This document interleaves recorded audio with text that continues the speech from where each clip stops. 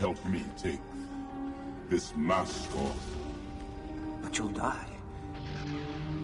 Nothing can stop that now. Just for once, let me look on you with my own eyes.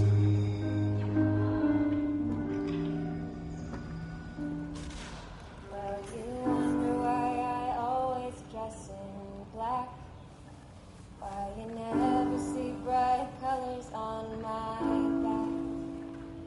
And why does my appearance seem to have a somber tone? There's a reason for the things that I have on. I wear the black for So, Ron, Yeah, JP. have you heard of this Darth Vader character? Is he in Pokemon? What? I just... That's my other podcast. Oh, That's yeah, my, Pokemon? Pokemon Underground. Nice. Yeah. Yeah, collect them all. Got to. But no, on a serious note, one of the greatest heroes that ever existed has turned evil, Ron. Yeah. That character's name was Anakin Skywalker. Yes. But Now- I knew him more as Vader. Rechristened by Darth Sidious himself, the Emperor, Yes. as you may know him. Yes. And we skip forward, in canon now, Yes. we skip forward 15, 20 years. 15? 20 years. So you think Luke's 20 years old, huh? Yeah. You know, that fits better. I think he's 20. Because I always thought he was like a miscast 16-year-old. No, I think he's 20. That makes sense, because, yeah, he'd be done with high school. Yeah. He's entering, like, Trying to get into the even the academy. kids who, like, didn't leave and stuck around but went to community college are, like, Right. starting to matriculate out. Yeah, yeah. Yeah. Yeah. Okay. So that puts Vader at about 40-ish, Yeah, that makes sense to me. right? Yeah. So Vader's 40 in A New Hope. Heavy smoker. Heavy smoker. Yeah, he's just got real health problems. Ugh. You know, he's Respirator. Just he's a heart attack waiting to happen. Yeah, but you know, it's an interesting thing. Like, I mean, I grew up with Darth Vader. Like, I didn't know anything other than, you know, there's this guy, you know, in this black suit. You know, I didn't really know for a good portion of my childhood that there was any Anakin Skywalker. And that's one of the things that bonds a Gen 1 and Gen 2 fan. Yeah. It separates us from the Gen 3 fans Yeah, who we know right. nothing about. Right. Yeah, they'll always think Anakin Skywalker first. Oh, But- yeah. Well, I've always thought that's going to be the strangest thing for kids who grow up with the Clone Wars. Like, I'm staying home with my mom. I'm watching Clone Wars.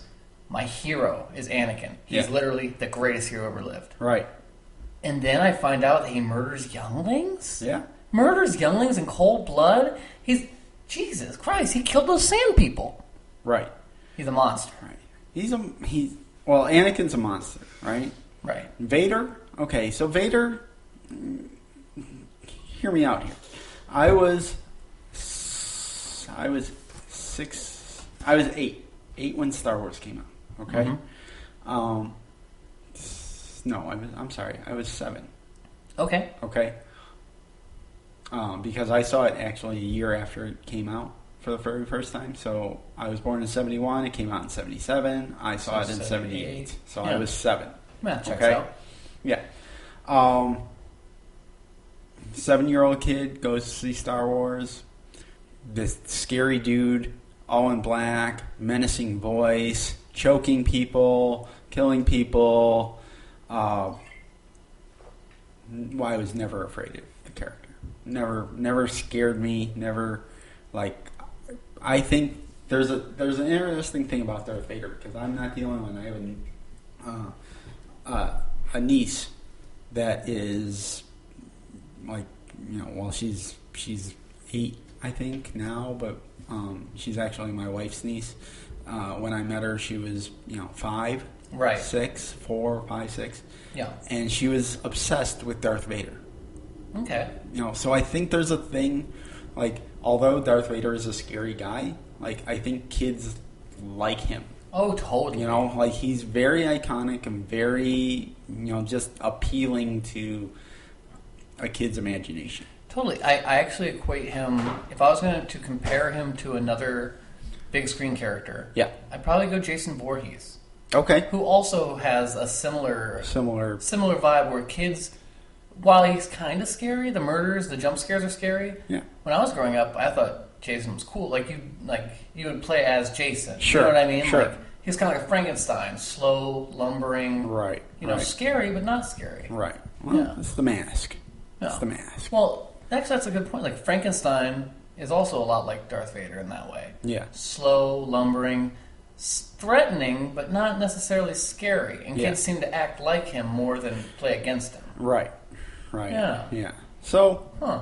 I think I probably had a Halloween costume where it was just Darth Vader and I had the plastic mask and, Mm-hmm. bad eye holes so you couldn't really see very well. Right, and, right. all made with flammable plastic. It's the 70s. I always like those plastic capes that costumes used to come with. Oh, right. It's like Yeah. some unnatural kind of vinyl I've never seen anywhere except for like children's capes. Right. And all those costumes, like from when I was a kid, like you would have like the mask, like you would have like an R2D2 mask or C-3PO mask, Darth Vader mask, Right. and then if you're Darth Vader, you have that unnatural material that's making the cape, Yes. Yes. and then the rest Not of the quite costume, trash bag material. right, Not right, like- right. Yeah. But then the rest of the costume was just a picture of that character. Like, it wasn't like they really carried through the costume where you could actually, oh yeah, this is Darth Vader's armor. Oh, No, it's yeah. just a picture of Darth Vader on your chest. Yeah. Like, what? That is a weird thing from 70s costumes. The famous one's the Batman costume. Yeah. Which also has like Batman's face on it. So Right, it's they always had completely that, goofy. Boba Fett? Yeah, let's put Boba Fett's face on there. I'm actually So when you're trick-or-treating, you can just look down in case you forget who you are. Oh yeah, I'm Darth Vader too. Yeah. Although that was actually an early instance of cosplay. Those kids were actually going as cosplayers of those characters. Oh, I see. Yeah. Yeah. Framed the whole movie. Right. So, folks, we are Star Wars, Oh. Delusions of Granular.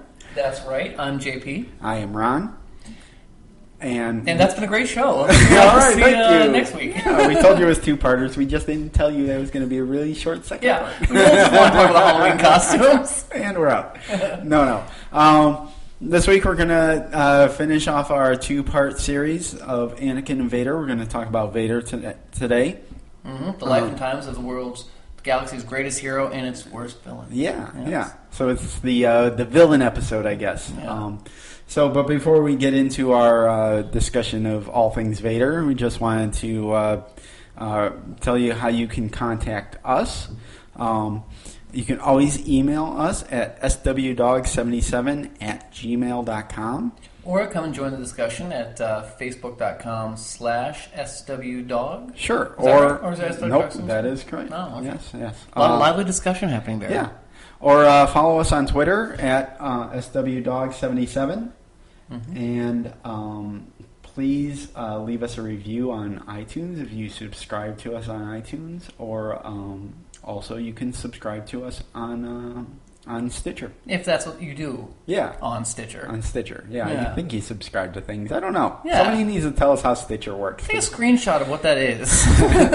We know we're on there. I see that we update, but They've confirmed it, yeah. yeah, I don't know who uses Stitcher. Did they but retweet us or did they tweet at us? I think they tweeted at us. Yeah. I It's don't- like, that's the only tweet we've gotten. It's Yeah. from Stitcher. yeah. Well, It's a very one-way relationship we have with Stitcher. right. But we're there. So yeah, we want to talk to you. We want you to talk to us. So yeah, contact us in any one of those ways. We'd appreciate it. Yeah, we'll take all kinds of feedback. We're really just looking for attention. Sure. So JP, any first memories of Darth Vader? You were first memories second of Darth generation, Vader. so he was kind of always around. When Yeah, you I mean, were- he's clearly on the cover of the Faces reissue. I had the action figure, of course. Sure. So you probably saw him before you saw the movie. Very likely. Yeah. Very likely. Yeah. And, I mean, if I didn't even see him, I very well may have seen things pastiching him. Could have seen, like, SNL skits. Right. Could have seen, I believe, the Muppet Babies. Oh, sure. Yeah. This all Yeah. references Darth Vader, like comic books, so. Sure. So yeah, I mean, he was in the culture. I remember the most disturbing scene for me was when Luke goes to the evil cave on Dagobah. Oh yeah, in Empire Strikes Yeah, Back. Because that's the creepy other scene. thing is I could go from one movie to the next. You know what I mean? right. And I don't actually have a strong remembrance of like watching the films first. I remember I had I'm probably the last kids to have a actual record and storybook thing. Okay. Where like it was like an album vinyl, and Yeah, you could like yeah. it would have sound effects and stuff. And it'd tell you when to turn the page. Sure. I had that from Return of the Jedi. Okay. So, All right. Yeah. So Star what Wars. year would that be? When did Jedi come Star out? Wars really doesn't need to do a better job with their merchandising. Yeah. You know. Oh yeah. I mean, Star Wars is not on enough stuff. Yeah, right.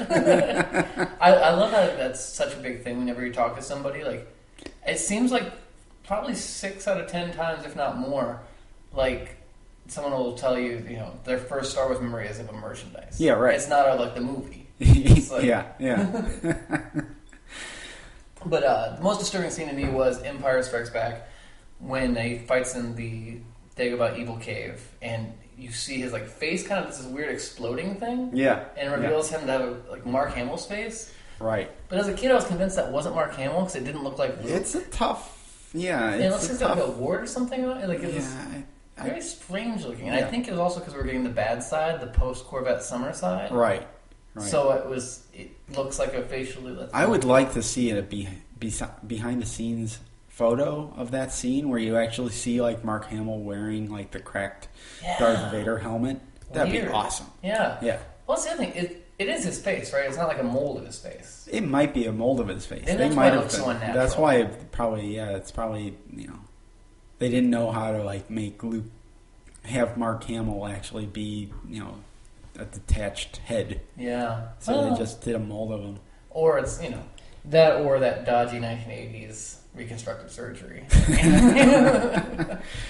Right, but so your first awareness of Darth Vader is a lot different from mine because I didn't see Darth Vader until I saw Star Wars. Yeah, like the first crazy. time, like the first, I did not, when he busts through the blockade runner, that's the first time I see him. Yeah. You see, I just watched this the other day just to refresh my memory. You don't see him immediately. You see the stormtroopers bust through first. So you actually see stormtroopers first. Yeah. After you've already seen R2-D2 and C-3PO, and you've seen the rebel, the rebel soldiers kind of getting ready for the big attack. Then the stormtroopers bust through. I always I remember it more that like the explosion happens and Darth Vader walks through first, but in reality the stormtroopers bust through, kind of clear the way, and then Darth Vader, they kind of cut to R2-D2 and C-3PO running through the ship. Yeah. And then they finally get to Darth Vader. Darth Vader probably doesn't show up for another 5 minutes before, after the big, entry, Right. onto the ship. So, yeah, Darth Vader kind of steps through the exploded doorway and doesn't really say anything, but he's just this presence on screen. He's this 7 foot tall black character with a cape and a helmet that covers his entire face. Well, you don't even hear his face immediately. Oh, right. You don't hear his voice immediately. You don't. I want to say you don't hear his voice until they see him. You see him choking the unfortunate rebel captain. Questioning him about where are the plans on the ship. Yeah. And that's when you hear. I mean, now I know it's James Earl Jones' voice, but I didn't know. Antilles? Is that right? I don't know if that was Antilles that he was choking or not. Okay. But yeah, he was a captain. Okay. Yeah, so that was kind of my first. Like a lot of people that grew up, before me, saw Star Wars for the first time. That was our first introduction. Is you got the is raw, that guy. uncut, 100% Yeah. Darth Vader. Yeah. So, a few things to note that I later learned about Star Wars. That Darth Vader only appears in the movie the first movie, for 9 minutes. Right. His presence is so great, and he became such a phenomenon, an international icon for a role that was only 9 minutes long. Like, he was only on screen for 9 minutes. 1 minute more than Godzilla appeared in the new Godzilla film. Oh, interesting. Interesting. So, yeah, that's quite an impression that I don't think even Lucas knew was going to be the impression that Vader would give. I don't think Lucas had planned that Vader was going to be such a character that people would respond to. I always wonder if there was more plans to have Vader in it more, but like the costume looked dodgy or something. I don't think so. It's hard to set up. Think so. One of the things that was... Because I wonder if it was like a Jaws situation where they wanted to have more shark in it, but it was like it just didn't work right, and they had to work around. I never heard that there was ever a malfunction with the suit or anything. I think that Lucas just wrote him to be a henchman. Oh, okay. Never really wrote him to be the big bad. Right? He was really the second in command. He was Tarkin's really the cold one. Yeah, he was Tarkin's... And Tarkin's got a face. Second in command. And Tarkin's probably one of the two biggest actors in the film in terms of names. Right. Oh, yeah. So yeah, it's a very interesting conception for Darth Vader. Lucas wrote him as like I said, a henchman, and described what he wanted the character to look like to Ralph McQuarrie, who did all the concept drawings and paintings for the movie to help the movie get sold. Yeah. Lucas was trying to sell this movie to the studios, and he in the 1970s this was an unheard of concept to try to explain what this world was going to look like. Right. So he needed some visual guides to help him sell the movie. So he hired Ralph McQuarrie to do these paintings of Lucas's concepts. Yeah, well, totally. I mean, that's one of the great things about Star Wars is that everything about it is a wonderful blend of words and pictures. Like, some of the names for planets and stuff are, like, misleading. Then you, Tatooine, now it's like, oh, it's a sandy desert planet. Yeah. Go to the doomed sea, Right. Seeing that visual is like, kind of spins it on its head. Sure. One of my favorite lines from the Family Guy, Star Wars, is they're at the cantina, and the walrus man and the other guy with the scarred face, they're talking to one another, and they're talking like normal guys. Yeah. And, walrus man, he cracks the joke, Hoth. Why do they call it Hoth? It should be called Kolth.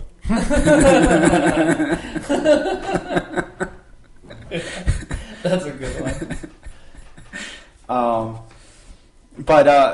So the way Vader was conceived was Lucas hires Ralph McQuarrie. He tells Ralph... Oh, no, he was actually immaculately conceived. We covered that last episode. Right.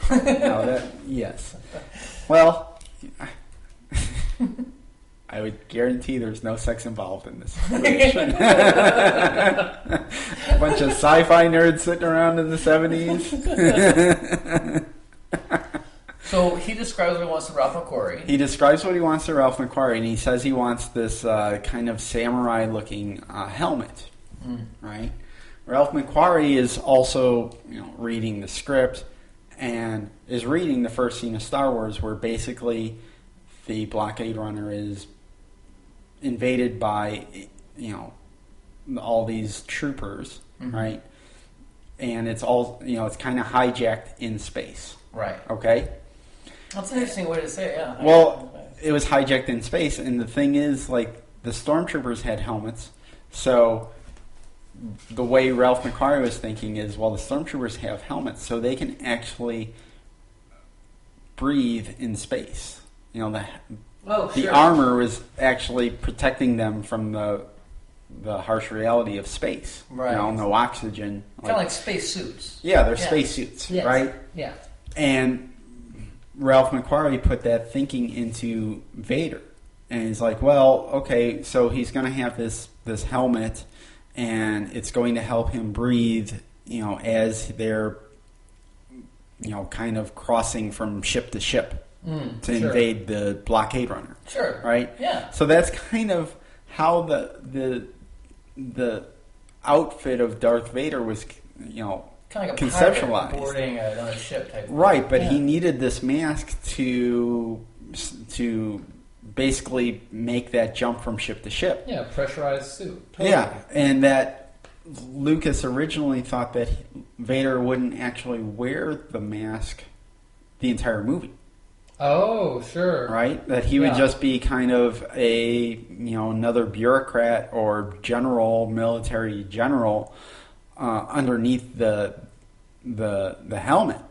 Yeah, I saw in the Star Wars, the comic book series that's based off the first draft script. Yeah. Where they show Darth Vader and he's like just a dude with kind of a dark he's just face. a dude. Right, yeah. right. And a helmet. Apparently, there was even a thought that you would actually see his face through the mask. Well, it's a funny thing that they kept for the TIE Fighter pilots.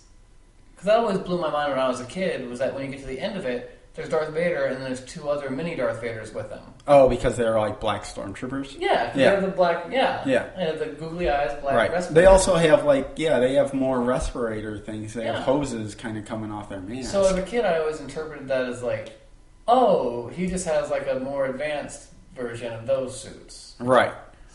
Yeah, I mean, the thing is the designs that Ralph McQuarrie came up with actually helped Lucas to realize the character more, because again, Lucas was like, he's just going to be a henchman, and he's But then when Ralph McQuarrie busts out this amazing design, it inspired Lucas to kind of write the character and flesh him out more and make him more important.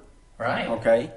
So I mean, even still, he's still only in 9 minutes of the first film. Lucas still has ideas that there's a father Skywalker, that it's a separate character from Darth Vader, and it is even brought up in A New Hope when Obi-Wan is telling Luke about his past, that Vader killed your father, or they fought in the Clone Wars together, and Vader. He was a great pilot. Yeah, he's talking like as if they're separate characters, right? There's two separate characters. That's one of the questions I have here in my notes. Yeah. Are they separate characters? Anakin and Darth Vader? Yeah. Well, at this point, from a certain point of view. Well, yeah. Well, because I was just thinking, is there a mental break that happens where literally Anakin and Darth Vader are split personalities almost? Like totally only dimly aware of each other? Yes, I would say yes. That has to be, right? When Palpatine kind of Christensen. Yes. Yeah. I'm getting caught up in Hayden Christensen. Yeah, when he Christensens him. It's like he kind of forgets that he's Anakin. Yeah, and even in Revenge of the Sith, there's the point where he goes dark and his eyes do that crazy Sith thing. Yeah. And he gives Padme a force choke real quick. Yeah. Where it's it seems like he's kind of a Gollum thing there, where he's kind of switching over to his... Oh, right. Yeah, a split personality thing. So. So the way it ended up turning out, the way, the saga continued on, I think that they're the same man, but they're different characters. Anakin... But, how literal does it go? Do you foresee that in the Marvel comic book Darth Vader, we might be seeing a real Gollum situation, or it's Hayden voice, we have to do this thing, and then Darth voice being no, Skywalker, we have to kill them all. Well, that's is that a bad take? I don't know. That'll be... you're talking about the future comics. Yeah, I guess I'm talking about the future comics and what may or may not be in Rebels. Right. Will we see that he actually has a split personality? Well, that would mean... that would be kind of hinting that there's still good in him. If Anakin is the good side of him, right? Then that means that Luke was right to see good in him. Like we as an audience, we don't really ever see good in him until he picks Palpatine up and throws him down the Death Star well. Well, except for when he does knock Boba Fett's Right. gun out of the way, Right. Saves poor Chewbacca. Yeah. Yeah. Okay, so 2 little instances, but Luke didn't even see that instance. Well, here's my thing: is I sort of like the idea of a crazy Darth Vader that's like, Anakin do this, and like, Right. Always just like talking to himself all the time. But I don't. That's not how I read the films. No, right. But it would be a lot more convenient because then I wouldn't have to ask questions like in the Blockade Runner. Then why does he let them set up explosive charges and stuff to blow down the door when we know from frame 1 of Phantom Menace that they can cut through doors with their lightsaber? Well, that's... Anakin never did that, did he? Well, he definitely would have. I'm sure he did it somewhere in the 60s. Maybe the Clone Wars. No, you know what? I think he did it in the elevator, didn't he? Yeah, he might have. In Revenge, at the beginning of Revenge, when they're stuck in the elevator, doesn't he cut through the... Oh, doesn't he also cut through when he kills the, what are those, not Toydarians, what are those guys who, Trade Federation? The Nemoidians. The Nemoidians. Yeah. Doesn't he, when he kills the Nemoidians, doesn't he also cut through to get in there? Or I is he don't- just let in? No, that's right, because he's let in. He's 'cause just let the in. new Yeah, he apprentice. does. Yeah, he's just let in. You're right, yeah. The only time we really see like metal being cut through is when Qui-Gon's doing it at the beginning of Phantom. Yeah.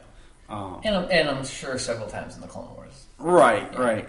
Well, I get theatricality. Is that what it is? no. Well, here's the interesting thing, and I thought about this in the last episode. I wanted to remember it. Yeah. Like, one of the things that we touched on with the Anakin episode was that Anakin is more comfortable with droids. Like, he has a very strong attachment to droids. Mm-hmm. He loses limbs and becomes more and more mechanical as time goes on. Yep. And yet, in A New Hope, Vader is very strongly opposed to technology. Yeah. This technological terror you've created is no match for the Force. Yeah. Doesn't he say like the living power of the Force or something? Yeah. Okay, so maybe he is conflicted. Maybe he is like, oh, I'm metal, but, I still like the Force, and that's stronger than all, And like I still miss Padme. Like, Right. Yeah. Right. That's interesting. And, so, like, maybe he was, like, conflicted. Do I use the Force here, or do I use explosives? Yeah. Let's let the... This is my one way I get to be a nice guy. But I have to use explosives. I don't know. I also think that there is an element of theatricality about him, though. Oh, yeah, definitely. Definitely. And that's something that we started to touch on in the Clone Wars when we were talking about, like, him going up against Admiral Trench, the Arachnid character. Yeah. Who speaks with a deep voice and very... Yeah. And I feel like his experiences in that war, he came up against, like, General Grievous is another one, and Count Dooku, like, you could kind of tell, like, ooh, that was really effective. Like, that was scary to me. Sure. And he kind of learns to use fear, like, and as he crafts his new Darth Vader persona, Right. to get shit done. Right.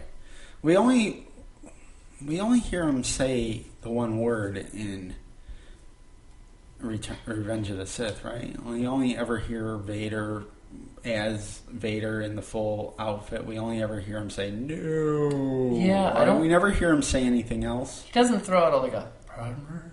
Yeah, no. I mean, so basic. Snips. So right. So maybe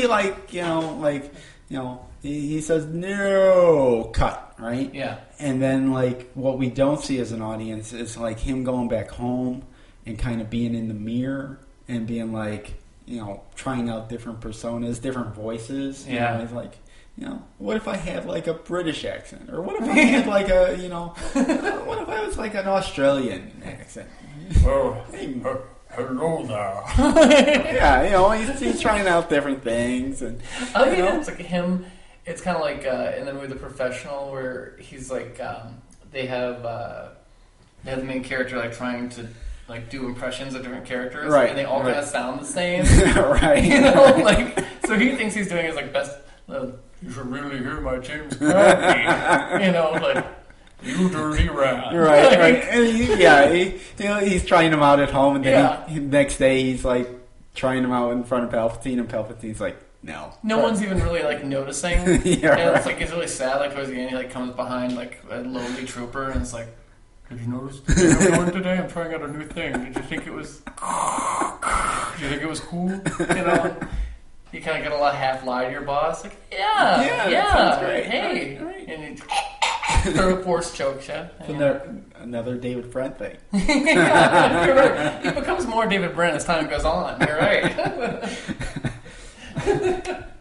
So, well, wait. Before we go too farther, I wanted to bring up this too. Is the other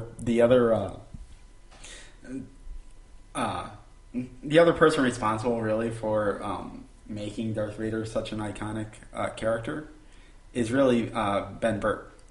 Oh, certainly. Because he came up with the breathing, right? Yeah. And they tested different breathing with him. Really? Was the breathing going to be less?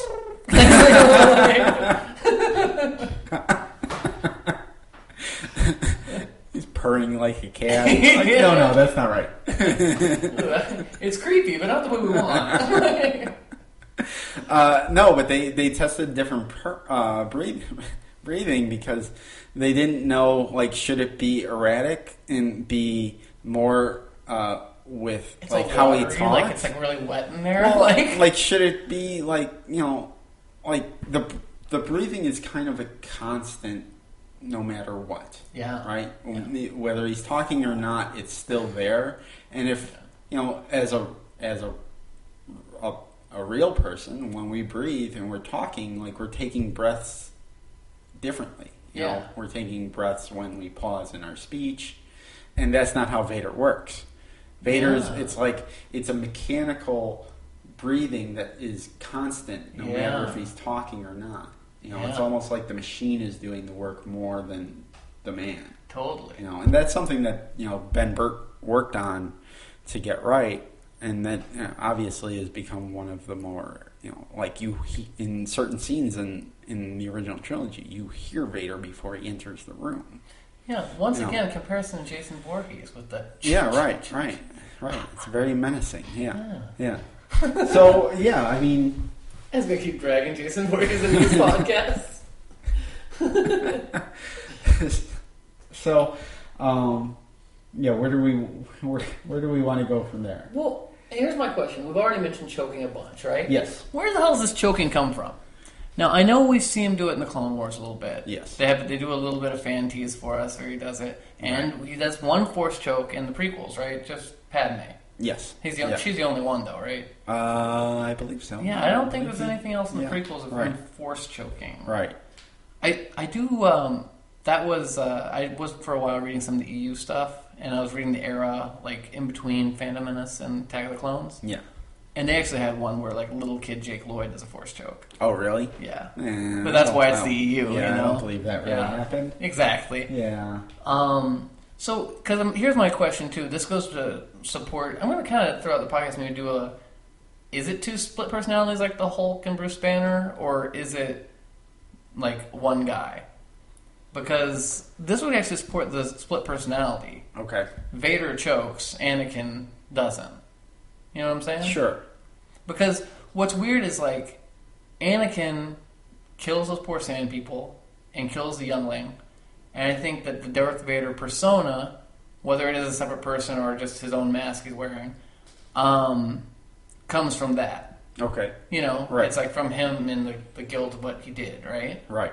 So it's just weird because it's not like... You would think that he force choked those... Like he choked the sand people or the younglings or something. Oh, yeah. Right. You know what I mean? Never thought about that. Because if he's a murderer, at this point, he's murdered at least 40 people, even Right. if it's just the younglings and the sand people. Right. And so, like, then his, like, favorite method of murder in the original trilogy is choking people to death. Sure. And it's like, it's weird because if you're, like, serial killers have, like, an MO. Yeah, right. Right? Right. So... I wonder if that's interesting because I always thought that like when he killed the sand people, like he just killed them all with his lightsaber. Yeah. But what if like one of them came up behind him and started choking him, and he's like, "Oh, that's a good idea," and he's like turns around and he's like, force chokes him, and they're like choking, like one's physically choking him, the other one's force choking, and then they're like. He's like, oh, that's a good idea. Yeah. Like he obviously that murder like every time. Right. He picked it up somewhere because you never see anybody else do the force choke. No. You don't see Palpatine. It's ownable. He owns it. Yeah, he owns it. Yeah. Yeah, I wonder where he got that from. Yeah, it's an odd move, and the other thing about like going back to the split personality or not. Was that the third movie where he kills the captain and walks away? He's like, apology accepted. That was the second movie. The second movie had the running. Empire. It had the running. It was almost like the running bit throughout the movie. It's like, every captain or. Every Imperial basically failed him for some reason or another, so he would choke them, and there was always another one standing right there to, be promoted. Right. And then 10 minutes later in the movie, that guy fails, and then he's like, "Oh, I'm going to kill you now," and and then, until we get to Piet. Right. Piet lasts. He sees Vader without his helmet on. They kind of have this like little secret thing going on. Like, yeah, Piet even fails him at the end. He's like, yeah, I'm not gonna kill you. Huh.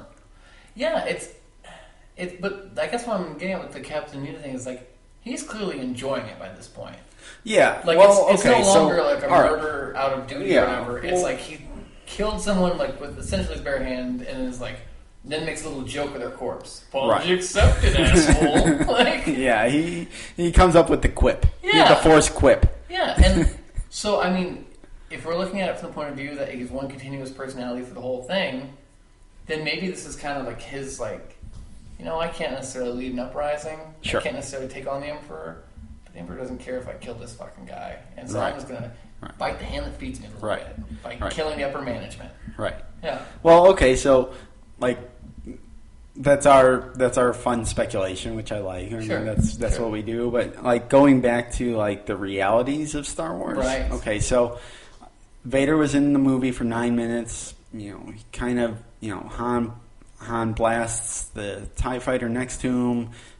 They kind of collide a little. Vader goes flying off into space uncontrollably. Death Star blows up. Credits. Right? Bizarre ending as a kid, and today I still when it gets really? to the end when it's like, well, I love that Han comes back and they blow up the thing and the awards ceremony, but Darth Vader getting spun off into space, I was always like weird. Well, I always was okay with it because for a split second, he rights himself. Like he's spinning, and then before they cut away, he's corrected his trajectory. Oh, right, and it's like, oh yeah. So he actually is he's not just spinning away. He's actually found control over the ship, and he's able to fly off to wherever. Right? Even though they're only short-range fighters. Right. Where does he go? Yeah. You Well, he's a great pilot, so yeah, well, of course he makes that work. Right. He flies for months on end, and he lands on the nearest Star Destroyer. He opens the cockpit, and they're like, "Dude, you stink." You need to get out of that helmet. Force chokes. Force chokes. Right. Yeah, but that is an interesting thing though, is because if I am a kid who's watching this from the Clone Wars on, then I get to this and I'm like, oh yeah, he'd ride himself. He would. I've seen him pull off crazier things. Yeah, right. He's a great pilot. Yeah, he's a great hero. But so Star Wars becomes a runaway hit. Right, Lucas not didn't think that was going to happen. Had no intentions of making more movies. He was going to write novels, and continue the story through novels. But it becomes a huge hit, right? So he starts to write Empire Strikes Back, right? Yeah. So now you have Lucas is kind of responding to the reactions of the audience for the first time and not the last time. Certainly, right? Yeah. He's taken the henchman of the original movie and now made him the central villain. Yeah, right? I guess Vader is all over Empire. I guess this is why it felt so weird to me, the ending of Star Wars. It's because I knew he was more important, right? Culturally already, right? And to see the way he goes out is just like a henchman would go out, right? Spins off screen, right? But Lucas had to kind of rethink, like, this character is popular, like crazy popular, like he needs to be in the sequel, So all of a sudden now Vader is, like Tarkin's dead, So Vader literally is off the leash, because Vader really did respond to Tarkin, right? In the first movie. Second movie, Vader responds to the Emperor, but the Emperor's not really there, so he's just kind of going around, killing people, promoting people, Which, continuing our theme from last one, is that's one more surrogate father down, Tarkin. Oh yeah, right. Yeah. Right. Huh. Right, Tarkin, who, like, that's an interesting story. How did Tarkin become a surrogate to Vader?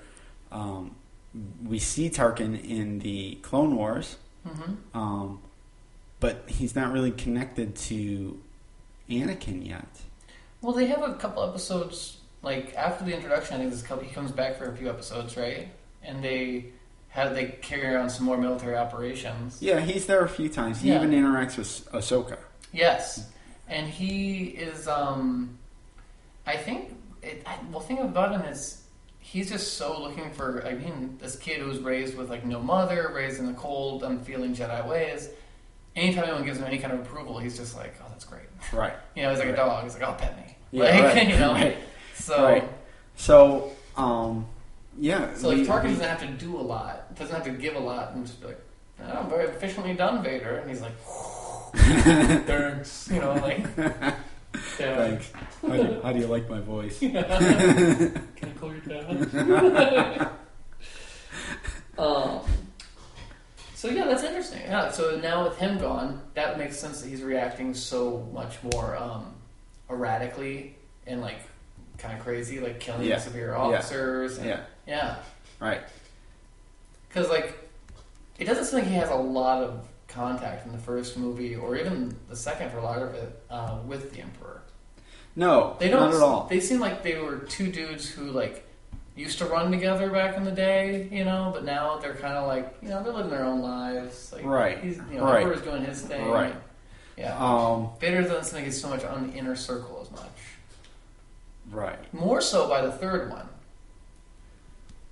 But in the first two, though, I feel like he's more kind of communicating. Everything's going good, Vader? Great. Keep on. Sure. Work, Well, the second one, Empire, the thing about that one is, the plot is really simple. Mm-hmm. It's really simple. All they're trying to do is, I mentioned this before, they're getting, Han and Leia are just trying to get from point A to point B, right? Right. Vader really doesn't have a mission. He's just, crazily wanting to get Skywalker. Right. For blowing up his space station. Yeah. That's it. He has no other mission. Well, to be fair, though, Skywalker's got to be like Osama bin Laden to the Empire. Right. Right? Right. But they're using a lot of resources just to find one guy. Hey, man. Zero Dark 30 will tell the tale. We spent quite a bit of money ourselves trying to get one. Yeah.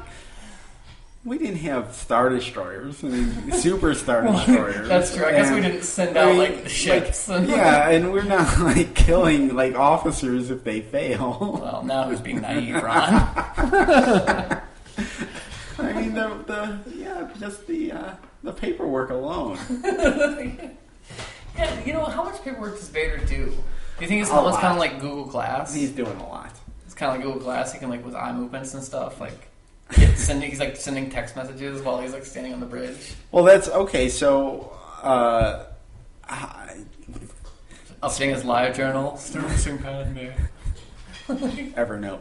Yeah. I hate to update that reference. Live journal school. Well, okay. Spoiler alert. Mm-hmm. The new novel that's out. Yes. Okay, is A New Dawn. Mm-hmm. Takes place before A New Hope. It's following Kanan and Hera from Rebels. Yes. Right, and the villain in that, Vidian, I believe is his name. Right, is the rebreather and everything. Yeah. Yeah, he is he's basically a human who's basically voluntarily enhanced himself with robotics. Yeah, he's like Gordon Gekko meets Darth Vader. Right. Like Gordon Gekko from Wall Street. Right. But he's willingly, enhanced himself with all kinds of cybernetic enhancements. Yeah, to be more efficient. Right. That was the deal. Right. Yeah. Yes, efficient. That's the point I was trying to. That's why I bring this up. Is like you're talking about Vader doing paperwork and that. Yeah. Like they kind of bring that up in the new novel. Oh. Like as like this character, like because he's so robotic, like he's able to be having a conversation with someone and giving out orders. But as he's doing that, he's also like checking his Facebook page. Right. Like right. his he has different processors going on.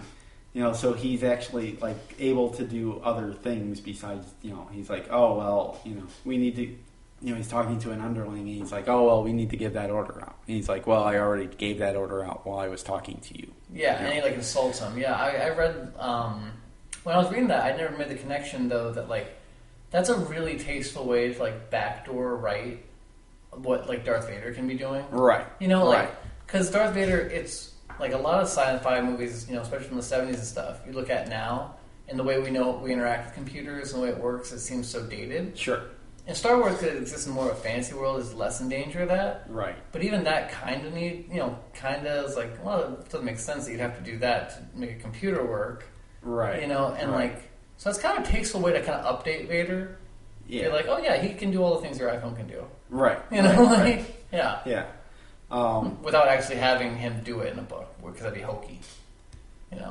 Right. I mean, I imagine that someone down the line is going to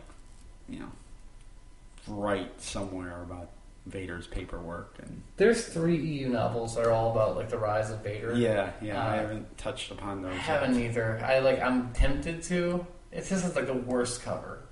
It's like a shitty Photoshop job of like a guy in a bad Darth Vader costume. Yeah. Like with like a shitty fire behind him. Do you think that we'll get like in Rebels, we'll get Vader like full action like? Have to. Well, wait. Why would we have to?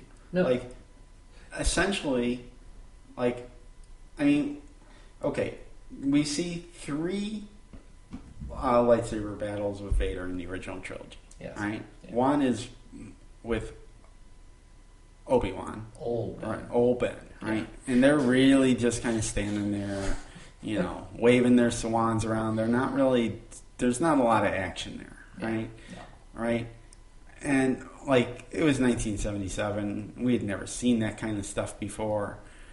Lightsabers, light swords, so we were all just kind of wowed by it. And, Obi-Wan goes out in this mysterious way, he just disappears, and there's the Force, and Vader doesn't really know what happened. He's stomping on the cloak. I love that. That's my favorite part, is where he stomps on it. Yeah, like, what are you doing? Yeah. Putting out a fire? You're afraid the Death Star is gonna catch is fire? that like a legitimate concern at that point? It was like, did he shrink? Like, is that a force power? Yeah.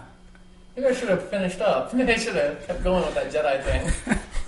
But so then we see him fight Luke in Empire. Okay, the action's a little bit more kinetic, right? Yeah. There's a little bit more action, jumping around and going on. But we only see Vader. Vader jumps down the stairs towards Luke. Yes. On the carbon freezing chamber, right? He just kind of leaps down, and you see the cape kind of billow out. That's about it. You never really see you see him. Obviously, he's fighting. His fighting style is a lot more frantic than it was in Star Wars. Yeah. Right. But you don't see him making huge leaps and bounds and doing force somersaults, Force spins. Yeah, No. you don't see any of that, and nor do you see that in Jedi. No. Right. Now, granted, those movies were made for the prequels. Now in the prequels, we see the Jedi doing all these crazy moves, and technology has progressed, so we can see the Jedi. We see Yoda bouncing around like a crazy man. Yeah. Right. Wow, Will we ever see Vader in Rebels do those moves? And I question this because Vader has health issues. Okay, the health issues notwithstanding, the bigger issue to me is aesthetically, the costume's not designed to move like that. And in the comics, they always have him someone will try and portray him as jumping around. Yeah. I remember in a Shadows of the Empire comic, I think he faces off against Shizor. Right. And I remember just as a kid just being like, this is so awkward. It's awkward. Watching him We've jump. even seen like they've released toys that are more like action-oriented poses. Oh, okay. So we see Vader, more like statues instead of action figures. Sure. And we see Vader kind of jumping, in an action pose. Yeah. And cape's all out. Even his under cape is, the robes that he wears under the cape are kind of billowing out. Right. And you see this, and I'm like, will we ever see a Vader do that? It kind of feels like we won't, because they're bringing in this, Inquisitor who's kind of more agile, and we're not going to see Vader do. Vader's not going to be a main character in Rebels. Well, they say that they wanted to treat it that he's already more or less confirmed we're going to see Vader, but he said that the thing it has to be a really important situation for Vader to show up. Sure. So it's for it to get past, it's got to be pretty important just for you to see the Inquisitor.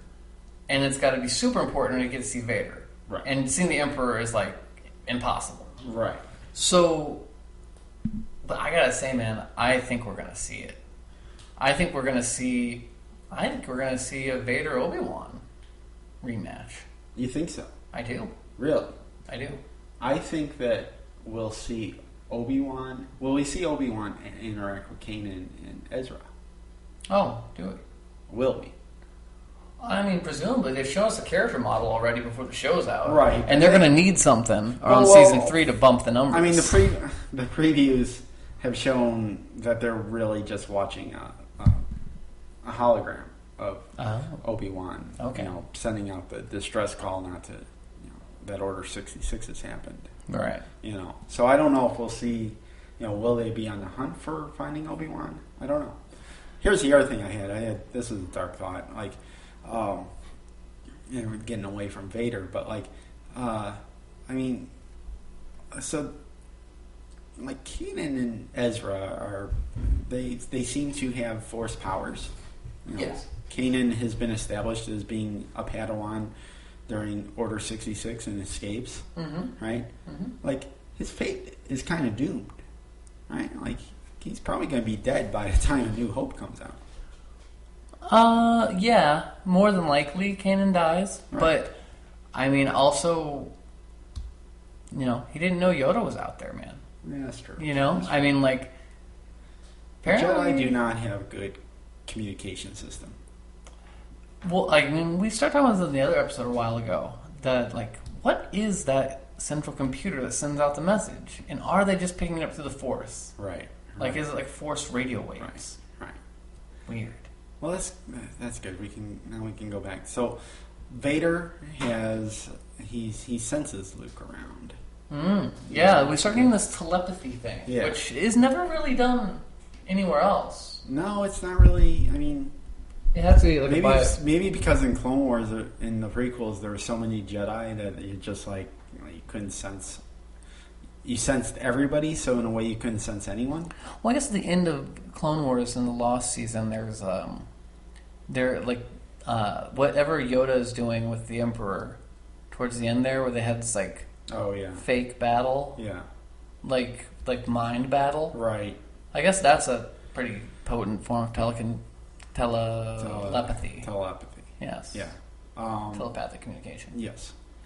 But yeah, we don't really see like all of a sudden Luke is sensing Leia from far away, and Vader is sensing Luke from far away, and I never really took it this way, but a lot of people seem to feel that the Jedi stuff's mostly mind powers. And mind tricks. Yeah, I guess it is mind tricks. Yeah. Yeah. I just never really thought of him as being like super like the people in the second Planet of the Apes who are under the ground who have like the mind powers, you know? Right. Like I never pictured him like that. I always imagined because there's a lot more like, moving things and a spirituality element to it. So I never really thought it was mind powers, but I guess it is.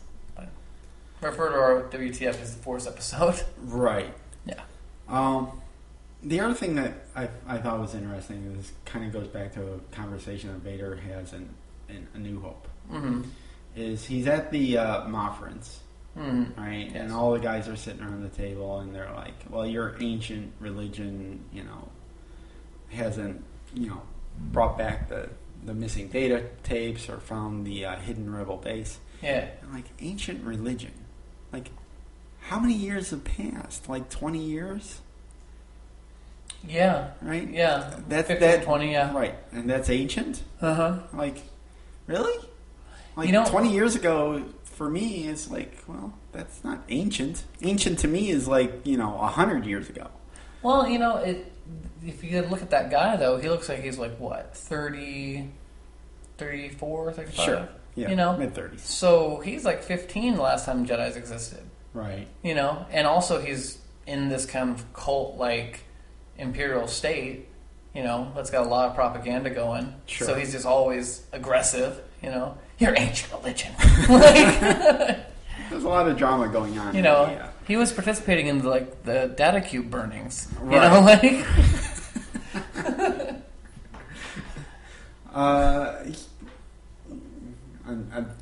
You're leading me to all my next points. Okay. Vader, Hitler. Yes. Is there a relation? I'm just like, yes. Yes. Yes. I vote yes. The Vader Hitler ticket?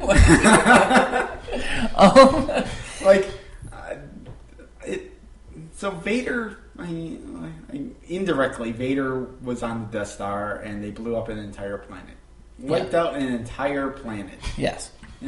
Hitler was trying to wipe out an entire, race. Mm-hmm. Vader wipes out an entire planet. Right. And Luke comes along and he's like, I still sense good in you. Really? If you're Hitler, Hitler's son is going to come around and be like, oh, I still sense good in Hitler. Well, and that's going to fly with the public. I guess the one-to-one would more aptly be Palpatine's Hitler. And, Darth Vader is just like a Himmler. A redeemable character like that. Oh, that makes more sense. No, actually, wouldn't Tarkin be Hitler? No. Well, who's responsible? Maybe I think Tarkin's more of a Goebbels. Oh, yeah, but it was Tarkin's order to blow up the planet. Yeah, it wasn't the Emperor's. A lot of loose guns in the Empire. Yeah, they really love loose guns. Yeah, that's true. You would think you would need to get orders from the Emperor to blow up a planet. Well, it's like they say, the tighter you grasp, the more star systems just slip through your fingers. So, but no, there's certainly a Nazi thing with the Empire in general, right? Yeah. As far as pointing the finger at who exactly is Hitler, I don't know. It's hard to say. I just think that Luke is Oh, no. As far as Luke's thinking his dad's redeemable, no, that's crazy talk. Crazy talk. The moment he killed those younglings. Right. He murdered them. I still sense good in you, Father. Yeah. Like, how? You don't even know this guy. Yeah. He's been absent father for so long, and you're like, oh, I still sense. You don't know what he was off doing before he met. Yeah. Well, yeah. It's another, to be fair, I guess Luke is kind of no, he's not an orphan. I mean, he is an orphan, but he's raised with, yeah, aunt and uncle. right. So he's got, and Aunt Beru seems pretty loving, so Yeah. he doesn't have the same hang-ups Vader does, so I don't know where. Hang-ups? He killed a whole planet. Oh, yeah, And yeah. Luke is like, oh, I still sense good in you. And the younglings. And let's not forget the sand people. They're people, too. Right. Well, Luke doesn't care about the sand people. No, he doesn't. He doesn't. The whole Skywalker family has a... Do you think that they can tell that he's a Skywalker? That he's that crazed murderer that murdered all those little, sand people kids and stuff? Maybe. Do you think they can, smell it? No, you smell like Skywalker. Yeah. Maybe we'll I think find that's out more what, I about think that. that's what episode 7 is going to be titled. Smell of Skywalker. Smell of Skywalker. So, where was that leave us, Ron? I kind of got lost in our little story there. Sure. Yeah, I'm a little lost too. What have we? I wrote this note when we were talking earlier about when he steps on the cloak of Ben. Oh, yeah, right. Cloak of Ben. Cloak of Ben. That's a good cologne. But Episode 8. Cloak of Ben. Smell of Skywalker, Cloak of Ben. When he's patting that cloak with his foot to look at this little Ben. Yeah. It's funny because after the Clone Wars, but that episode of the droids and the little general guy. Yeah. Oh yeah, this right. is now a universe where that's a reasonable He could have thing. been a little guy. There could have been a little guy in that cloak. Well, okay, so Luke Luke blasts the doors, and Vader is behind the doors, so he can't get to the Falcon, and they escape. Yeah. You think Vader bent over and picked up the robe and looked underneath it? Well, we see him walk out, but hello. maybe puts it on over his thing. Now I am the master.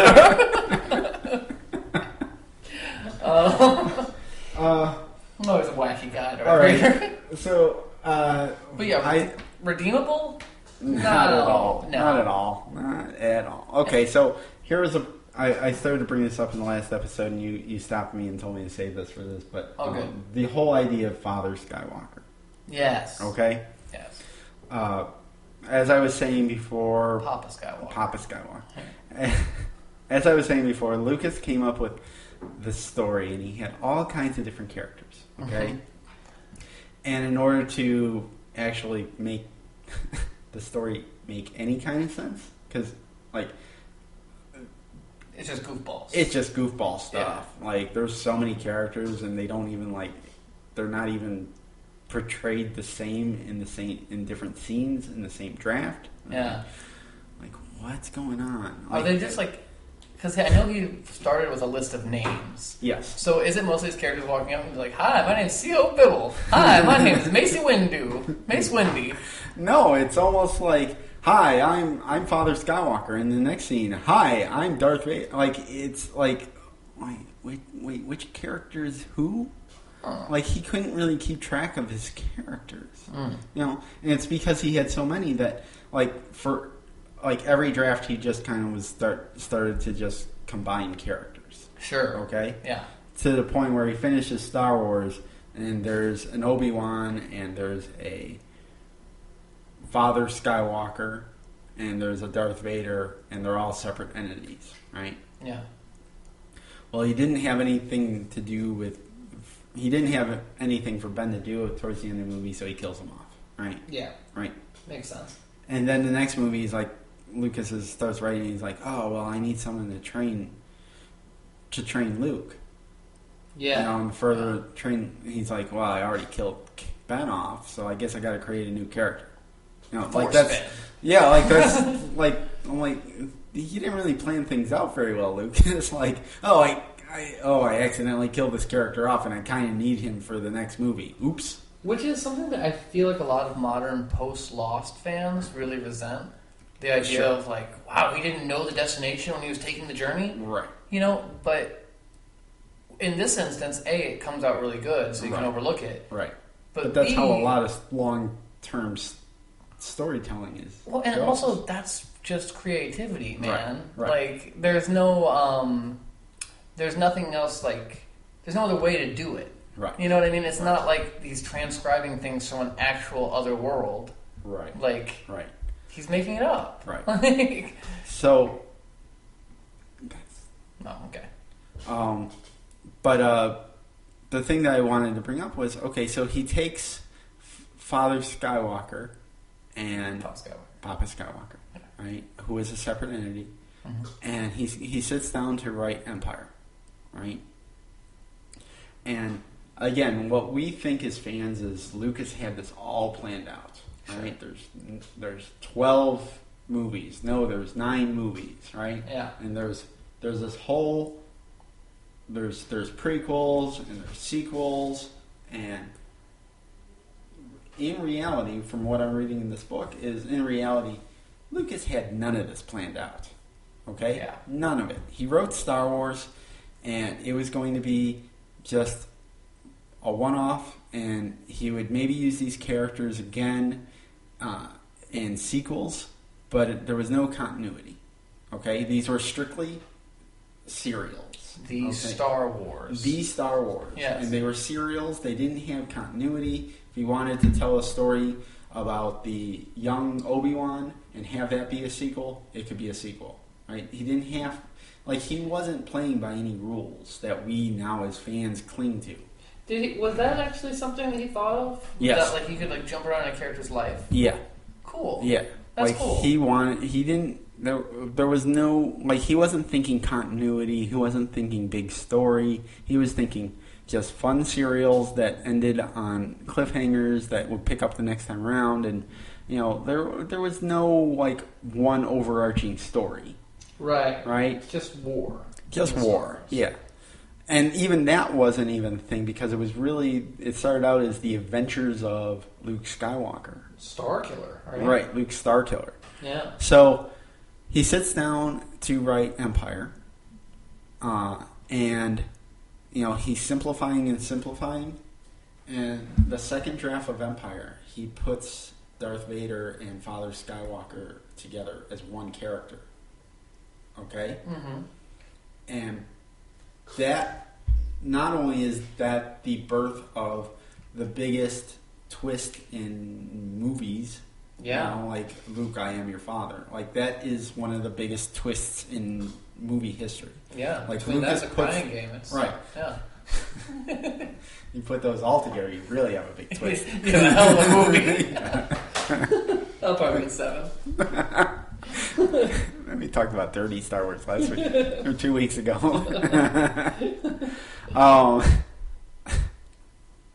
Yeah, sorry, take the one that sells that one. Just thinking about lightsabers now.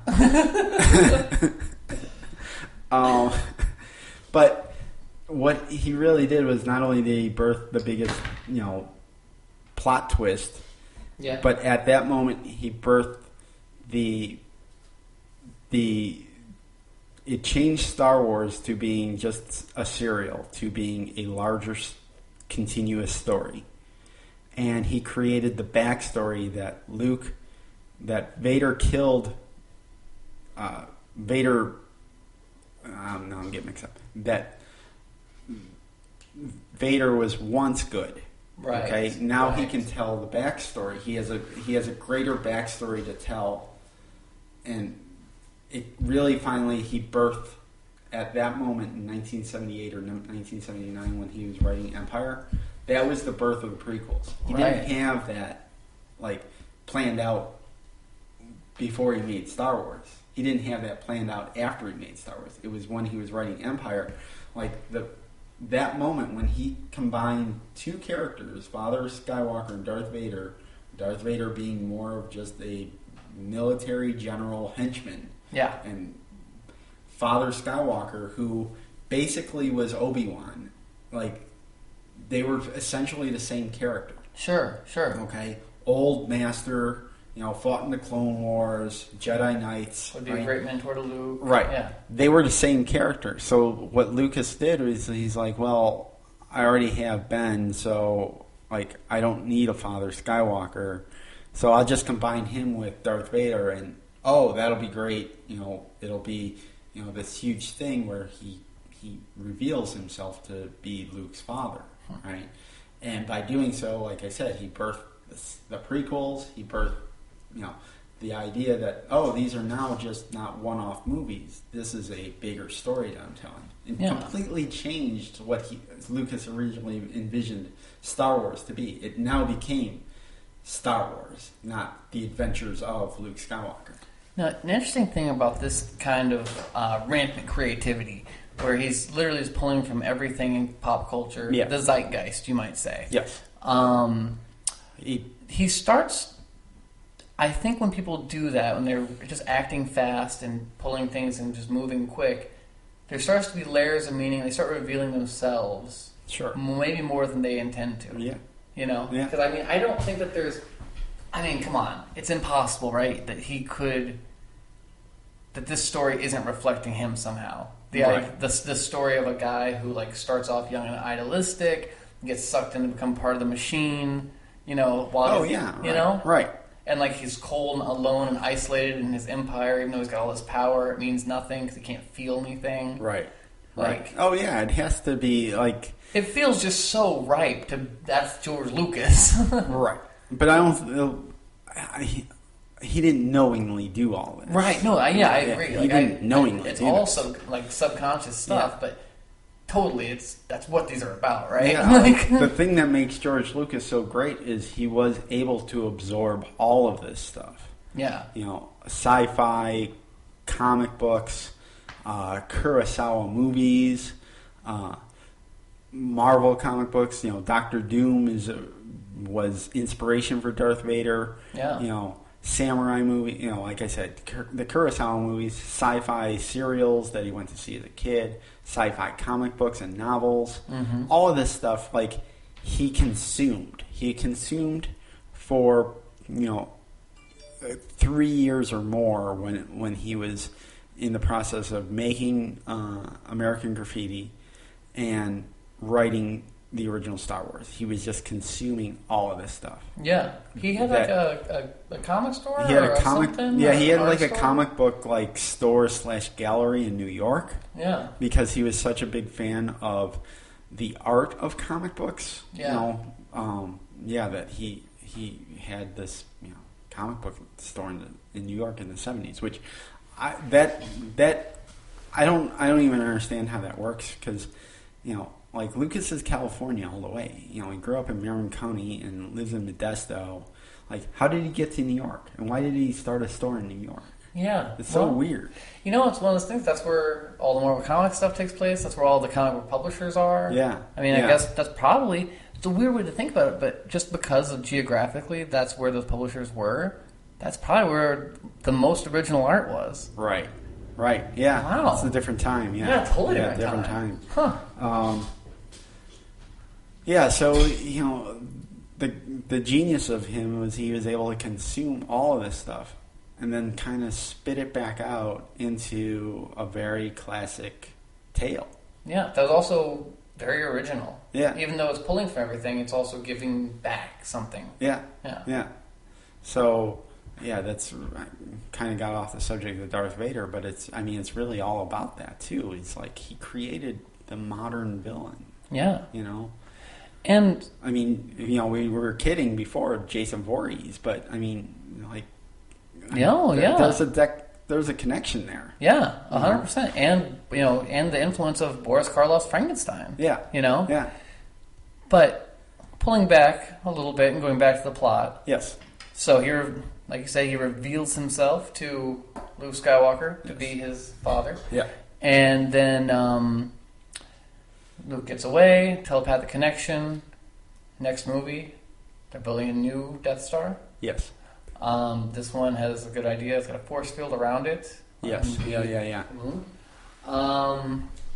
What do we see Vader do in this one, as far as early on? Because I can't remember him killing any admirals. Well, now he is, he goes. The Emperor shows up. Yes. And the Emperor is awesome shit.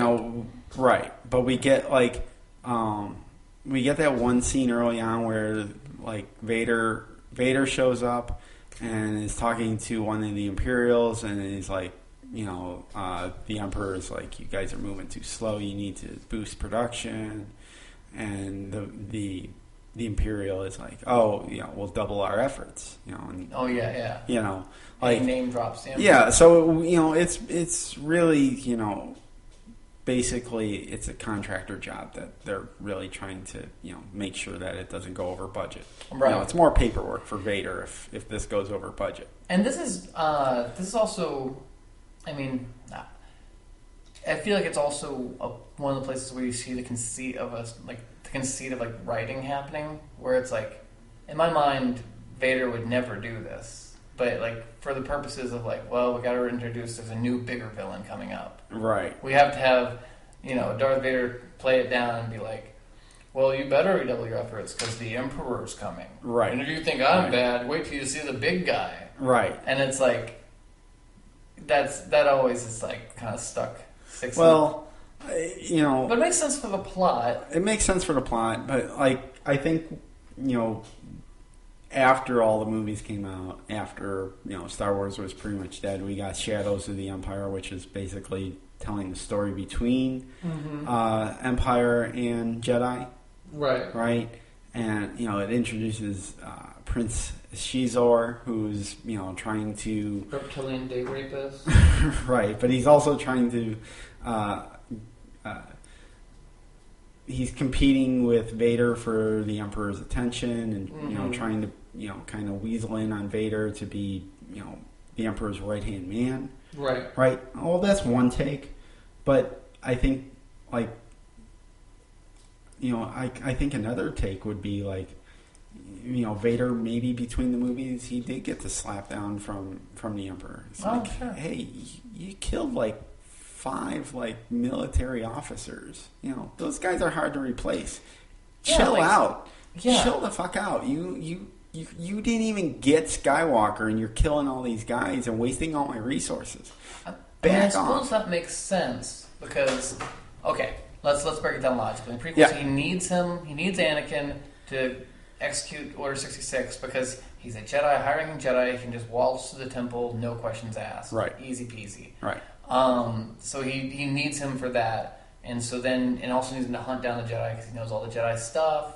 So he personally takes his body and fits him with his Darth Vader stuff. 15 years go by. Vader's off in the Outer Rim chasing down Jedi.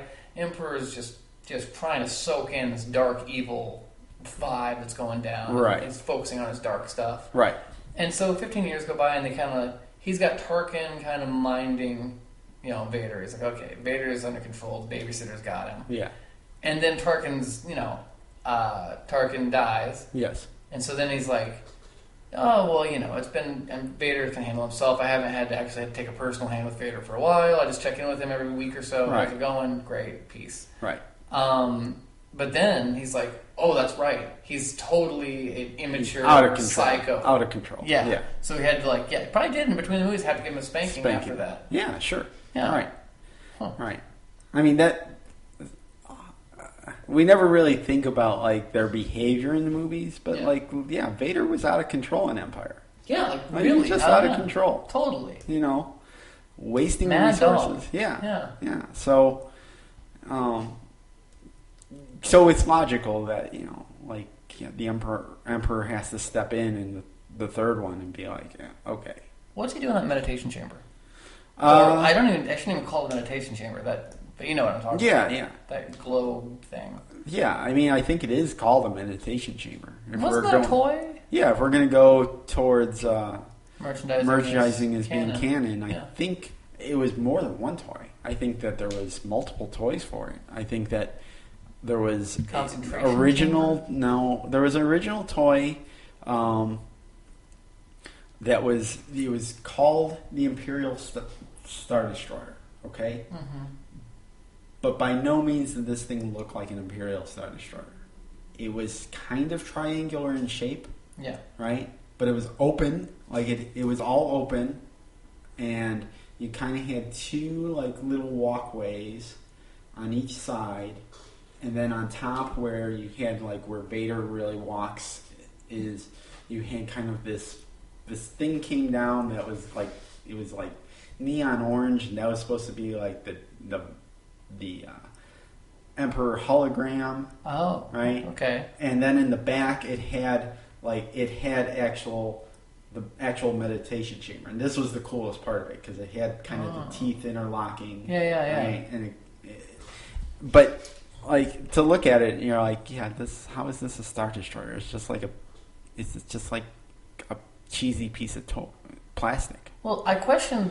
Well, the reason I was wondering if it was called a meditation chamber was what the fuck is he doing meditating? He's Sith, right? Right. We see it clearly in Phantom Menace. Qui-Gon and Jinn sits down and meditates when he fights Darth Maul and they have the block thing. Right. Darth Maul just paces around and gets angrier because it's all about getting angry and shitty. Well, right? Yes, you're right. You're making a good point. Like that if the I was Sith the Emperor, you're saying that the saw... Sith don't meditate. Maybe that's. Or maybe Maul's a bad Sith. That's kind of implied too. That is implied that Maul is a bad Sith. Because I mean, to be fair, the Emperor seems pretty under control. Yeah, he's pretty wrapped. Yeah, you know. But why? Well, unless it's a hate chamber, like he's just sitting in there just hating. I hate to use this as the answer, but I believe in Shadows of the Empire they explain that is where he can basically, like once he gets into the chamber, and the top comes down and he's kind of locked in there. Right? Yeah, that's the only place that he can kind of be. Suitless? Yeah. Yeah. He's just kind of sitting in there naked, being like, oh, man. This feels good to go. Yeah. Yeah. That's kind of weird. His suit's definitely pressurized. And again, I hate to use Shadows of the Empire because I feel like anytime they could introduce nudity, they did. Really? Well, yeah. Like they tried to get Leia naked. Yeah. Doesn't Shizor walk around naked? Yeah. Doesn't his, Paramour. His sex slave robot, doesn't she walk around naked? Yeah. What was the deal with that sex slave robot? Yeah, I don't know. That's not Star Wars. Name. Yeah. That's not Star Wars. Okay, yeah. I mean, I guess I'm fine with that. I think that makes... I mean, you see him without his helmet, so, I mean, it makes sense that it's like, okay, that's where he can kind of relax. Do you ever think he's, like, trying to, like, pierce the veil and, like, talk to Padme, that kind of stuff? I mean, theoretically, there's got to be some kind of carrot on a stick that's keeping him with this Emperor. There has to be, right? Yeah. I mean, that's something that was obviously not ever a thing in the original trilogy because we didn't know there was a Padme. Yeah. But now that we know there's a Padme, it's like, well, did he, is he, like, not only is he split personality talking between Vader and Anakin, but is he also like talking to Padme? Yeah, and like is he actually he think he's talking to Padme, but it's actually like the Emperor like sending like Padme visions? Yeah, right. So he's having to like do like sexy conjugal visits for Vader to keep him from. No, you don't see that? No, I'm just thinking do you think that there was, like, sex tapes? Like, did Anakin, like, tape him and Padme having sex? Yeah, that's usually what he's watching on Google Glass while he's talking to, like, Admiral Piet and stuff. So yeah, that covers the meditation chamber. Yeah. I had this insight. Well, I don't know if it's an insight. There's another extrapolation. Sure. Darth Vader, Dark Father, where's the name come from? Yeah. That actually could be a pretty, like, evil, like, Palpatine, like, pun. Kind of like a thing where it's like, I'll name you Dark Father. And it's like, well, what's my new Sith name mean? It's like, well, that means Dark Father. And it's like, why would you call me Dark Father? It's like, that's something I came up with. Never tell me he has kids. Well, he knows he has kids, though. No, he doesn't. He thinks Padme died. Oh, that's right. He doesn't realize he thinks that he thinks that the kids died with her, which wasn't a big deal to him because to him it was like, I already killed younglings earlier, so whatever. I'm more Miss Padme. I don't have to buy diapers. Yeah. Yeah. So yeah, Dark Father works for me. Yeah, it always worked, but yeah. I mean that we know it's Dark Father, but like if they wrote that into the movie, it'd be silly. Oh yeah. Certainly. Yeah. So Return of the Jedi. Yes. Where did we get to? He is now. Um, Oh yeah, he was intimidating people to drop in Emperor's. well, name. that's Empire. Return of the Jedi, the Emperor shows up. Right. The Emperor shows up, kind of takes control of things. You have with those fantastic Imperial guards, those fantastic the red guys. Yeah. Did you see the new Lego sets? No. Yeah, there's a Lego set floating around that's going to be released soon, and apparently there's the chrome stormtroopers in the set, as well as those Imperial guards. Oh, so we'll see more of those Imperial guards. But they're black with red visors. Oh, they look like Cylons? Well, yeah. Well, yeah. Yeah, maybe. Well, good. I'm glad to hear more about those guys because they just never sat right with me. Like the comics they tried to do about them, Crimson Empire or whatever. Right. It's like, this doesn't feel like that's the story. Like, their design is too cool for that story. So my favorite story of those guys is the Tag and Dig comic that Kevin Rubio did. That's right. Yeah. You know, we talked about this. The Rosencrantz Guildenstern take. Yeah. They end up being the Royal Guards. Oh, okay. Right, or the Imperial Guards. Sure. Right, and when the Emperor dismisses them in Jedi, right, like they don't have anywhere to go. So they're just there the entire time, and they have to pee. Like, so that's going on. They're literally like hiding behind that column. Yeah. Right. That's like the elevator shaft. Right? Yeah. They're hiding behind that the entire time that Luke and Vader are fighting, and Vader throws like. That kind of is a funny thing though, because it's like when you're those guys, you can't very well just go to the cafeteria, go hang out in the break room. Awkward. Yeah. Like stormtroopers, like you can picture, because they're always hanging out talking about like, hey, did you see that new model, whatever? Well, they're like, I'm sure T-13s? they have like their own lounge area. Oh. Like you remember, like in high school, like the teachers' lounge, like sure, like kids weren't allowed in there. Like they have their own lounge, and they're okay, they're able to smoke in there, and I'm sure they do evil. Are they evil? Like they look evil. That's true, but so do the stormtroopers. And different kind though. They look more just like militant, cold, efficient evil. These guys look like if they see a cat, they're gonna kill it. Like, you think so? Yeah, they're bad dudes. They're wearing like dresses. Yeah. I don't know how you're moving around in that. Well, I mean, those guys here's the deal. The stormtroopers, I feel like, might not be aware that it's actually an evil witch man who's running the entire empire. Right. They might, I don't think that they realize that there's an evil religion at the core of all this. Sure. These guys, all draped in red, I think clearly realize there's an evil religion running everything. No? Well, okay.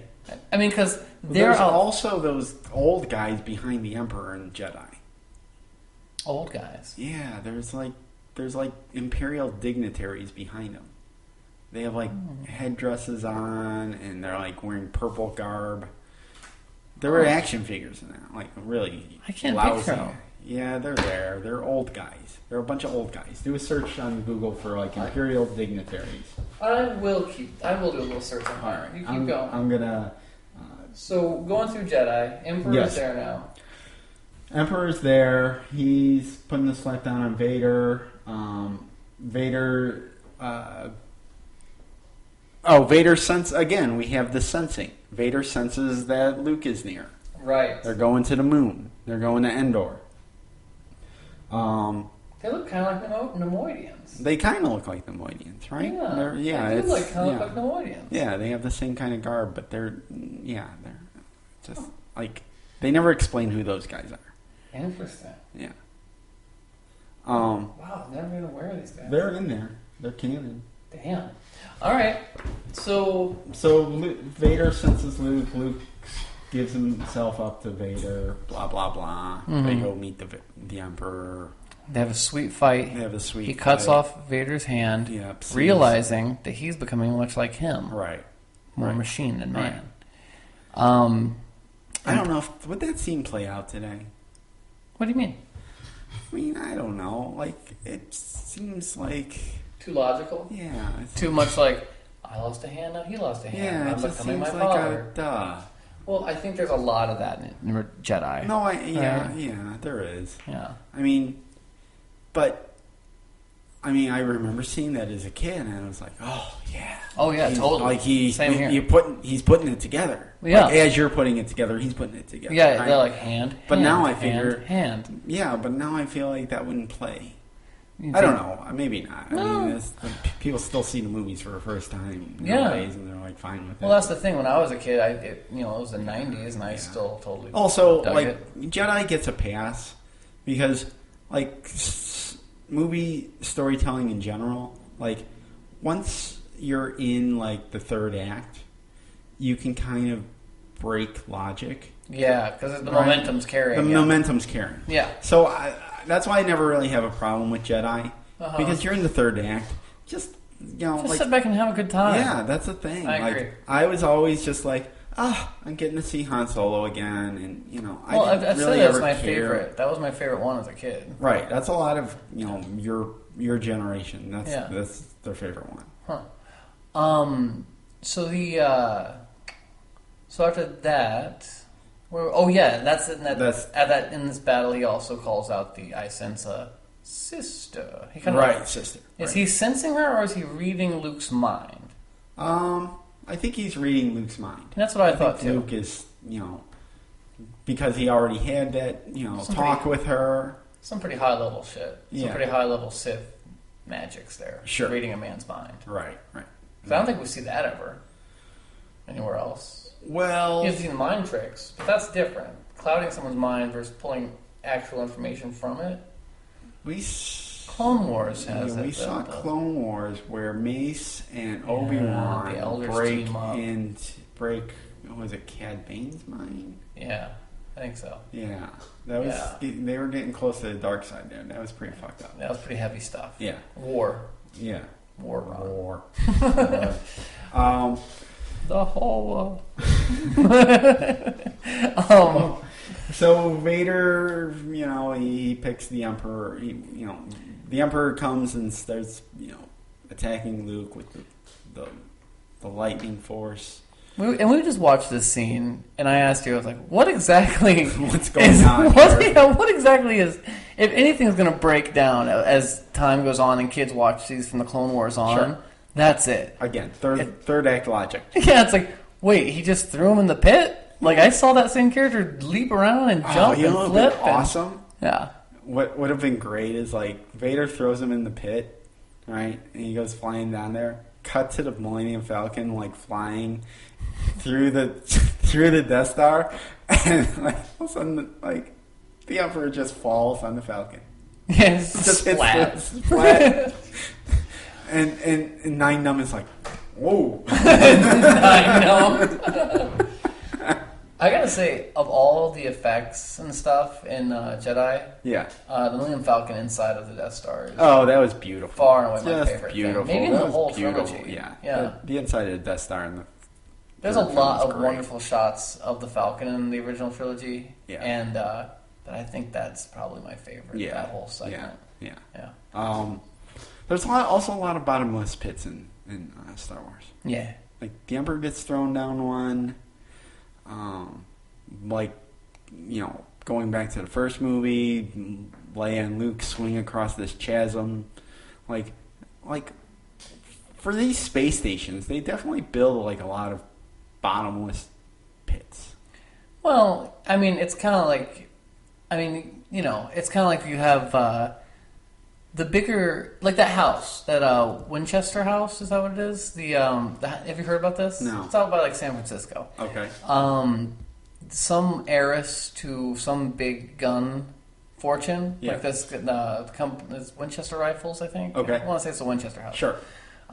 She never married, and she got crazy in her old age, and she had this belief that she had to keep renovating and adding on to the house, otherwise the ghosts would get her. Okay. Like of all the people killed with these guns. Yeah. And so they had contractors day and night building additions on the house. Okay. And so there's all these weird staircases to nowhere. Okay. So that's kind of like what happens with the Death Star, is when you have someone just building this massive thing, design flaws pop up, there's, Sure. staircases to nowhere, there's a bottomless pit, it's just a design flaw. It happens. Sure. But how do you have a bottomless pit on a space station? like the Emperor has to come out somewhere. Well, I think there's probably some kind of reactor, some kind of fusion at the bottom. Right, where the Falcon was. Right. Right? You're right. Like the Emperor should have just fallen on the Falcon or taken out a TIE fighter. Well, now that Disney has it, I'm sure the cutscenes will start coming out with the next release, that'd be great. and they'll have that in That'd be there. awesome. Yeah. So it's finally happened. Apprentice has killed Master. Right. The rule of two broken, right? Oh, yeah. Because now no longer is there a Sith. Sith Apprentice dies too in the same movie. Right. Darth Vader. Oh. So is Go that on. what is meant by the prophecy of bringing balance to the Force? Now he's finally wiped out the Jedi? Or is it now at this point, because old Ben's dead, Yes. Yoda's dead, Yes. there's no Jedi and no Sith at all? It's Luke. But is Luke a Jedi? By any of the fundamental ways that we understand what a Jedi is? I think we'll find out. Well, because there's multiple points in Vader's life, or Anakin's life, where you could say he brought balance to the Force. There's the Mortis trilogy. Yes. And they say at the end of that, you've done it for this world. Next, you'll do it for this galaxy if you stay the path. Right. Is bringing balance, making it so at the end of Revenge of the Sith, there's only Master and Apprentice Sith and 2 full-fledged Master Jedi. Okay. 2 and 2. Yes. Is that balance of the Force? Or is balance of the Force when he eliminates? I think that's balance of the Force. But okay, well, wait a minute. I think that's balance to the Force. As you have 2 Sith, Vader and Palpatine, and you have Yoda and Obi-Wan. The only right? 2 Masters left. Right. They're still Jedi. Well, you have obviously you're going to have Kanan pop up. Right. Right. Yeah. So Anakin brings balance to the Force. 2 Masters, 2 Masters. Yes. Right. 2 Sith Masters, 2 Jedi Masters. Right. Right. But they never say how long balance is going to last, because it doesn't last, it only lasts for a week. Well, I mean, there's still just 2 Masters and 2 Masters right up until A New Hope, right? Yeah, I guess there's... So, okay, but Vader kills Ben, so he So then it's out of whack. Yeah, he brought balance to the Force, and then he destroyed balance He to the Force. gives and he takes away. He does. But then, after Yoda dies and he kills the Emperor, then he restores balance by dying. How is that balance? Well, because there's no more Jedi or Sith. I mean, there's Luke. There's Luke, but Luke... And Leia. Now, I feel like we started... Well, dude, Leia's not a Jedi. But I think we talked about this before, though. The idea of... is Luke remotely even a Jedi? He can hardly flip. He certainly can't somersault in the air. He somersaults over Vader in Empire. Yeah, but not like Ray Park somersaulted. Not like Yoda. Yes. We all know that Darth Maul was a little light in the load. but there's so many things that he just can't do that Jedis could do really easily. Well, yeah, because he didn't have the proper training, but he still has the ability. But the ability does not a Jedi make. Know that. Well, no, we do, right? Because if we're going by the 2 Masters and 2 Masters thing, and we're not counting all those kids. Wait, what makes the Master? Because they were in the Jedi Council. They were in the high hoity-toity council. They were in that room. We see all the other ones die. We see Plo Koon and... Yeah, I know. But what makes, Well... Okay. there's no council anymore because they're all wiped out. Right. So that means Luke can never be a master? I don't know. I mean, can you be you can be a Jedi Knight and have a Padawan, but that doesn't make you a master? well, that's true, right? Because that's the whole deal with Anakin having Ahsoka, right? As a Padawan. That doesn't make him a Jedi Master. Yeah, he's not a master, right? Right. Oh, I don't know. He He's is. Master. It's kind of like the whole systems, the systems planets thing. Yeah, right. Right. Where it's like, right. Is Are they on the Hoth planet or on his? Yeah, is he a master or is he just a Jedi? Lando system. Yeah. So yeah, the prophecy's still nebulous as to what he actually was bringing. I don't think they'll ever define it. Well, I don't think they'll. I keep thinking like maybe they're playing even a longer game. Like he brought balance to the Force because he fathered these two twins, and one of them's good and one's bad now. You know what I mean? Like, oh, you just want Luke to fight Leia. Oh God! Can you imagine Carrie Fisher versus Mark Hamill nowadays? Yeesh. Oh yeah. I can imagine it if Han Solo's on the side and he just takes him out with a blaster. Yeah. Oh, your religion. Yeah, enough. Now here's... So I think we've covered his life. Yes. And then we've covered his second life as Darth Vader. Yes. I ask you this, going forward, yes. We see the Hayden Christensen Force Ghost at the end of Jedi. Yeah. Do we get to... Maybe that's how he finishes his training. He hangs out with his dad for the next 15 years.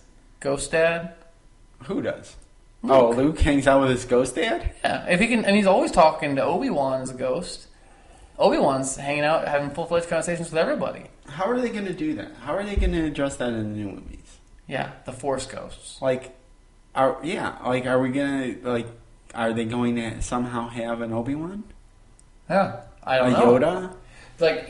That's a good question. Because all those other Jedi, it's Plo Koon shows up. It's just like Luke says, "Who are you?" Enough with the ghosts already. Yeah. I mean, so all I'm saying is, perhaps we haven't seen the end of our good friend Anakin Skywalker, the greatest hero who ever lived. Maybe, maybe. I don't know. Well, time will tell. Time will tell. So. We covered the life, covered the second life. Do you have any other thoughts regarding Mr. Vader? No, I think I got everything out. I think I wanted to cover, kind of the conception of this, This icon. immaculately conceived icon. Yeah, I mean, yeah. Vader himself was portrayed by several people. Oh, of course. Yeah, we'd be remiss to not mention the team that creates Darth Vader. Dave Prowse was in the actual suit. Yep. Another actor was also in the suit for more of the stunts. Mm-hmm. James Earl Jones voiced him. Who, weirdly, I think it's just because we all know it so well. Yeah. I don't feel like you hear a lot of praise for James Earl Jones and his amazing voice he gives on this. Oh, right. I mean, just every line delivery Vader has is just pitch perfect. James Earl Jones is another thing. I grew up, I didn't know who James Earl Jones was before I heard Darth Vader. So, to me, I never hear James Earl Jones. I always hear it's just Darth Vader, right? Yeah. But since then, James Earl Jones has been in, Field of Dreams. Well, that's just it. He did the CNN, used to do the announcement for CNN. Yeah. Right? In the 90s, when I'm coming to the movies, James Earl Jones is a totally established big thing. Right. And we're living through the James Earl Jones Renaissance at that time. Right. And, so to me, it was oh, yeah, it's that black guy's voice. Yeah, see, I never thought that. Yeah. Ever. I still don't. When I hear Vader, I'm like, oh, I guess that's James Earl Jones. Yeah. Sebastian Shaw. Sebastian Shaw, you'll have to help me on that one. Is the original, the old Anakin Skywalker when the mask comes off. Yeah, I remember I got really bummed out when he didn't get to be the Force Ghost at the end anymore. Yeah, that is a bummer. Yeah. It's a bummer. But he's still in it. It makes more sense as Hayden, though. It does make more sense. Because it's weird that, then old him puts on the Jedi robes, as if he wasn't, Wouldn't you think that like Obi-Wan and Yoda were looking at him like askance? Like, really? Yeah, who are you? Who are you gonna wear? Oh, you're the butcher. Yeah. You're the butcher to kill those younglings. Well, the other thing is, like, he didn't ever age that way. Right. You know, like, he didn't have hair. Yeah. It's like, You know, like, this is how I would have done my hair had I not been burned by lava. I went to Ghost Plastic Surgery so they could make me look like, you know, how I thought I was going to look. Yeah, I did. I kept, you know, I got a paunch. I mean, I'm realistic, you know. I don't work out as much as I used to. But I mean, honestly, Sebastian Shaw, he gets his performance in there. Yeah. You know, the performance is great. That scene. Oh yeah. The music in that, you know, the very sad version of the Imperial March that's playing in there. It's almost like one note at a time, and it's not an orchestra. It's like, wow. It's really, really... He's just a frail old man. Yeah. You know, and he looks happy. Yeah. Like, that's the other thing, is he looks happy. He finally, you know, he gets to see his son. With my own eyes. Yeah. Tell your sister. She was right. You were right. And then that awesome scene where he's burning the body. Yeah. She's just badass. It's a very... they actually made a logo out of that. Cool. If you go through Bantha tracks, they were giving... they were selling a patch that was like Vader. It was not of that scene, but it was the Vader mask from the front. Mm-hmm. And it was like flames, like Vader. It was like Vader in flames. Yeah, and so, you know, I was trying to close it out earlier, but then I just remembered, before we started this podcast, long time ago. Yeah, long time. That was one of our big debates. Was in the new movie, will there be a Vader? Will there be a Vader? I say that.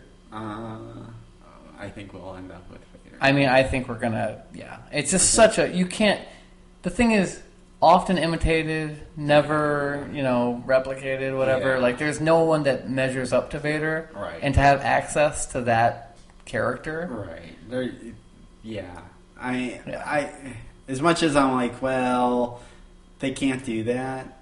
Like, they can't not do that, right? So they do that. Then the next logical thing is, we're gonna have to show him fight. And guess what? We don't make fight scenes like that anymore. You can't have a slow lumbering Vader. Right. Gotta speed him up. Okay, here's how we end it. What All right? Vader? Here's how we end it. I can bring balance to this podcast. Oh! Okay? Yeah. Because this was my original thought for Vader. White Vader. No. Oh. Okay. Enough with the white Vader. No. Time will prove me right. Here's what happens.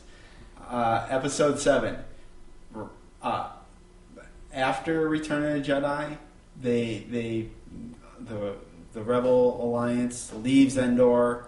They go off and, you know, create whatever the New Republic. Okay. Yeah. Some teenagers come to Endor on a camping trip. Mm-hmm. Okay. Goofy kids messing around. They come across the remains, the burned pyre of Darth Vader. Yep. And one of the kids was, you know, kind of bullied by the other kids.